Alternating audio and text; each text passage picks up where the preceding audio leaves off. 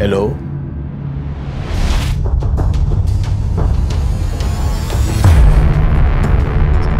Nasa amin ang anak mo.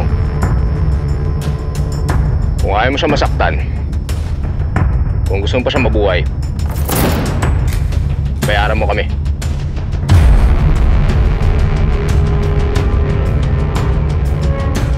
Anong ginawa mo?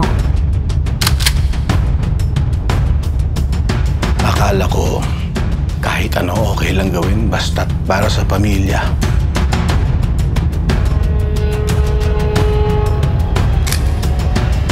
Anak, I'm sorry for hurting you.